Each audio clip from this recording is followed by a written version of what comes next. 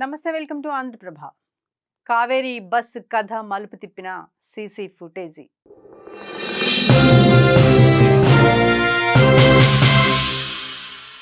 కర్నూలు సమీపంలో శుక్రవారం తెల్లవారుజామున కావేరీ ట్రావెల్స్ బస్సు ఘోర అగ్ని ప్రమాదంలో ఒక కొత్త ట్విస్టు, సరికొత్త సస్పెన్స్ థ్రిల్లర్ను తెర మీదకి తీసుకొచ్చింది.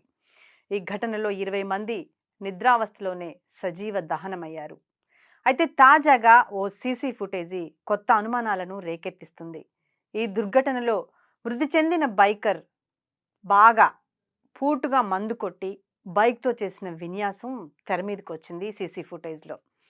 ప్రమాదానికి అరగంట ముందు కర్నూలు టీవీ9 కాలనీ ప్రజానగర్కు చెందిన బైకర్ బుచ్చాల శివశంకర్ పెట్రోల్ బంక్లో కనిపించాడు.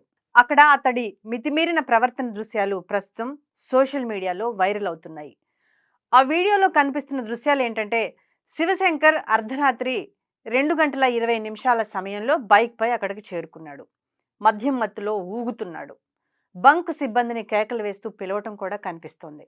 స్తంభాల మధ్య తిప్పుతూ బైకును పెట్రోల్ బంకు సిబ్బంది రారని నిర్ధారించుకున్న తర్వాత కోపంతో తన బైకును అతివేగంగా తిప్పాడు. ఆ తర్వాత బైకును నడుపుతూ కిందికి పడుతూ కంట్రోల్ చేసుకుంటున్నట్లుగా ఈ ఫుటేజీలో మొత్తం కనిపిస్తూ ఉంది. ఆ సమయంలో అతడు మద్యం మత్తులో ఉన్నట్లు స్పష్టంగా కనిపిస్తుంది. ఇక అతడితో పాటు బైక్పై మరో యువకుడు కూడా ఉన్నాడు. పెట్రోల్ బంక్లో దిగాడు. ఇతడిని వదిలి నెమ్మదిగా జారుకున్నాడు. ఇంతవరకు మనకు క్లియర్గా తెలుస్తోంది. ఈ ప్రమాదం జరిగే ముందు కేవలం కొన్ని నిమిషాల వ్యవధిలో వీడియోలోని టైం స్టాంప్ ప్రకారం పెట్రోల్ బంక్ నుంచి బయటకు వచ్చిన కొన్ని నిమిషాలకే బస్ ప్రమాదం జరిగింది. బైకర్ మత్తులో ఉండటం వల్ల కంట్రోల్ కోల్పోయి బస్ కింద ఇరుక్కుపోయాడా, లేదా బస్సు వేగం అధికంగా ఉండటమే కారణమా అన్న అంశాలపై దర్యాప్తు అధికారులు దృష్టి సారించారు పూర్తి స్థాయిలో.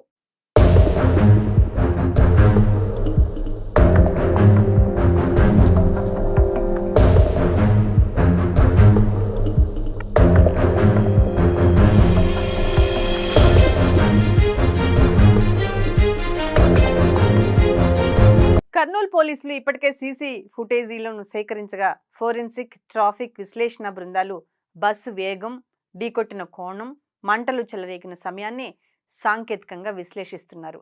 అదే సమయంలో బస్సు ట్రావెల్స్ నిర్వాహకుల నిర్లక్ష్యం, వాహన స్థితి, డ్రైవర్ వైఖరి వంటి అంశాలపై కూడా విచారణ జరుగుతోంది. ప్రధానంగా దర్యాప్తులో 2 కొత్త కోణాలు కనిపిస్తున్నాయి. ఒకటి, బైకర్ నిర్లక్ష్యం, మద్యం మత్తులో బైక్పై కంట్రోల్ కోల్పోవటం, మత్తులో బస్సును ఢీకొట్టడం, ఫలితంగా బస్సు బైకు కింద ఇరుక్కుపోవడం. రెండోది ఏంటంటే బస్సు వేగం నియంత్రణ కోల్పోవటం, ఢీకొట్టిన బైకును ఈడ్చుకుపోవడంతో మంటలు వ్యాపించడం. ఈ కోణంలో దర్యాప్తు కొనసాగుతుంది. ప్రాథమికంగా సీసీ ఫుటేజీ ఆధారంగా బైక్ డ్రైవర్ మద్యం మత్తులో ఉన్నట్టు కనిపిస్తుంది.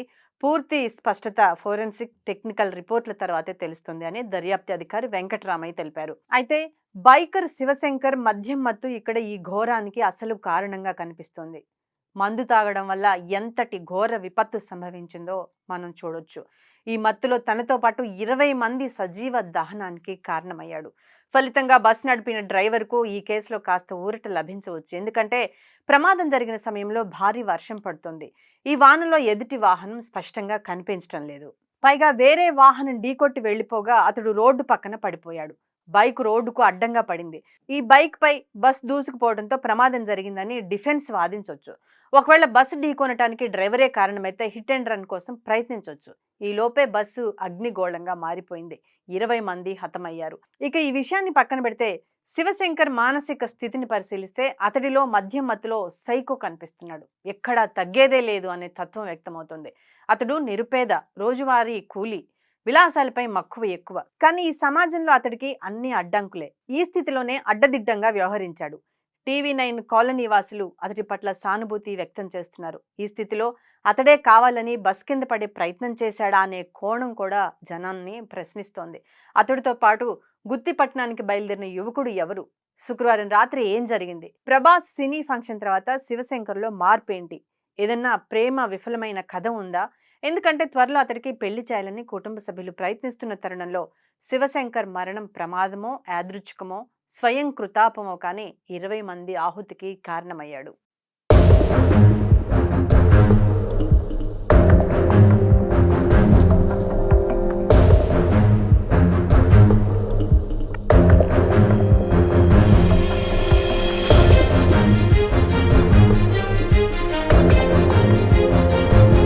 దీనిపై మరిన్ని అప్డేట్స్ను మా నెట్వర్క్ ప్రతినిధి బహదూర్ గారిని అడిగి తెలుసుకుందాం. అలాగే మా కర్నూలు రిపోర్టర్స్ కూడా అందుబాటులో ఉన్నారు. రైట్, మనం ప్రయత్నిద్దాం. బహదూర్ గారు నమస్తే అండి. నమస్తే అమ్మా. సార్, బైక్ ప్రమాదం ఎంతటి ఘోరానికి కారణమైందో మనం చూడొచ్చు. అతను మద్యం మత్తులో బైక్ మీద పడి కింద పడిన తర్వాత బైక్ తగలడం వల్లే మంటలు వ్యాపించాయని మనకు మరో కొత్త కోణం కనిపిస్తుంది సీసీ ఫుటేజ్లో. దీనికి సంబంధించిన పూర్తి అప్డేట్స్ ఏంటి? గ్రౌండ్ రిపోర్ట్స్లో మన కర్నూలు రిపోర్టర్స్ తెలియజేసిన విషయాలు ఏంటి సార్? విషయం ఏంటమ్మా సార్, ఇది పెద్ద ఘోరకలి. అవునండి. ఈ ప్రమాదంలో 20 మంది ఆహుతయ్యారు. అవును సార్. అయితే ఈ ప్రమాదానికి కారణం ఏంటి అనే కోణంలో బస్సు డ్రైవరు ఒక నిందితుడైతే రెండో నిందితుడు బైకర్. ఓకే. ఇతను తాగాడు, ఫుల్ గా తాగాడు. అవును సార్. తాగి ఉన్నాడు. అతని విన్యాసం చూస్తుంటే అతను క్రూరమైన ఆలోచనలో ఉన్నాడు. అక్కడ అసలు ఏది పట్టించుకునే పరిస్థితుల్లో కనిపించట్లేదు. అవును, జస్ట్ సైకోగా మారాడు అక్కడ. Yes sir. ఓకే. అక్కడ ఎవరైతే పెట్రోల్ కి పిలిస్తే రాలేదో అక్కడే అతను చాలా గిరగిరా తిరుగుతూ ఒక సైకోలా ప్రవర్తించాడు. నెక్స్ట్ ఇంకోటి ఏంటంటే అక్కడ 2:22 నిమిషాలకి పెట్రోల్ బంక్ వెళ్ళాడు. Okay sir. ప్రమాదం 3 గంటలకి జరిగింది. Yes sir. అంటే అరగంట దూరం ప్రయాణించాడు. ఇక్కడ ఇంకో కీలకమైన అంశం ఉందమ్మా సార్. ఈ కుర్రోడు వెనకాల ఇంకో కుర్రోడు వచ్చాడు. అవును సార్, మనకు బైక్ దిగాడు. అతను నెమ్మదిగా వెళ్ళిపోయాడు. అంటే ఇతను తాగున్నాడు, ఇతనితో భరించలేని ఉద్దేశంతో వెళ్ళిపోయాడు. Okay sir. ఇక్కడ కీలకమైన అంశం ఏంటంటే ఈ శంకర్ యొక్క మానసిక స్థితిని మనం కొంచెం పరిశీలించాలి. Okay sir. అతను అనుకోకుండా ప్రమాదవశాత్తు చనిపోయాడా, లేదు బస్సు డ్రైవరే అతివేగంతో దూసుకెళ్ళడం వలన ఆ బైక్ ను ఢీకొనడం వలన ఇతను ఎగిరి రోడ్డు పక్కన పడ్డాడా, ఓకే సార్, ఆ బైక్ నుంచి బస్సు వెళ్ళిందా అనే కోణాలు ఒక కోణం. అవునండి. అయితే బస్సు డ్రైవర్ ఏం చెప్తారంటే, ఆ బస్సు డ్రైవరే కాదు అప్పుడు ఉన్న ప్రత్యక్ష సాక్షులు కూడా ఏం చెప్తున్నారంటే జోరున వర్షం కురుస్తుంది. Okay sir. వాహనాలు వెళ్ళేటప్పుడు కూడా ఎదుటి వాహనం కనిపించని స్థితిలో ఉన్నాయి. ఓకే సార్ అని ప్రత్యక్ష సాక్షులు చెప్తున్నారు. ఇతను డ్రైవర్ కూడా చెప్పాడు. ఇది ఒక కోణం. ఇక్కడ ఎన్ని జరిగినా సరే బైకర్ మాత్రమే ఈ ప్రమాదానికి ప్రధాన కారణం. ఇక డ్రైవర్ నిర్లక్ష్యము, వాహనం యొక్క పనికిమాలిన బస్సు, డొక్కు బస్సు, ఇవన్నీ ప్రభుత్వానికి, ఆ తప్పిదాలన్నీ ప్రభుత్వందే. అవును. ఎందుకంటే అలాంటి డొక్కు బస్సుకు పర్మిషన్ ఇవ్వడం తప్పు. ఆ బస్సుకి 3 రాష్ట్రాల్లో పర్మిషన్ ఇవ్వడం తప్పు. ఇన్ని చేసిన వీటన్నిటికి మూల కారణం ప్రభుత్వమే వస్తుంది. అయితే ఇక్కడ జరిగిన ప్రమాదానికి మూల కారణం శివశంకర్. శివశంకరు యాదృచ్ఛికంగా ప్రమాదం జరిగిందా, అనుకోకుండా ప్రమాదం జరిగిందా, లేదా అతడే నేను చచ్చా వీళ్ళందరూ చావకూడదా అన్న ఉద్దేశంలో బస్సుకి అడ్డం పట్టాడా, విపరీత ధోరణితో బస్సుకి ఏమైనా అడ్డం పట్టాడా అనేవి అనుమానాలు ఎక్కువ అవుతున్నాయి. Okay sir. ఈ కోణాలన్నిటిలోనూ పోలీసులు దర్యాప్తు ప్రారంభించారు. ఇంకా వేరే చెప్తున్నారు బ్యాక్టీరియల్ పేలడం వలన అని కాదు. అన్ని ఏ కోణాలు చూసినా ఈ ఘోర ప్రమాదం జరిగింది. ఒక 20 మంది ఉజ్వల భవిష్యత్తు సర్వనాశనం అయిపోయింది. ఒక కుటుంబం అయితే చనిపోయింది, మొత్తం కుటుంబమే చనిపోయింది. ఈ ఘోరానికి కారణం ఏంటంటే ఒక మూల కారణం ఒక బైకర్ ఒక మందు అంటే మద్యం సేవించి బండి తోలడమే ప్రధాన కారణం. దీన్ని ఇలా తేల్చుకుంటారు, దీన్ని ఇలాగే తేల్స్తారు. కానీ జరిగిన ప్రమాదంలో గాని, జరిగిన ఘోరంలో గాని అసలు కారకులు ఎవరు, అసలు కారణాలు ఏంటి, దీన్ని ఏ విధంగా మనం పరిష్కరించుకోవాలని ప్రభుత్వం ఆలోచించాలి. ఇవన్నీ చాలా విషయాలు ఉన్నాయమ్మా.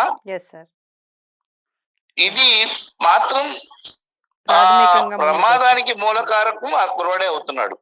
ఓకే. ఓకే బహదూర్ గారు. Okay. Okay. Yeah! Thank you sir.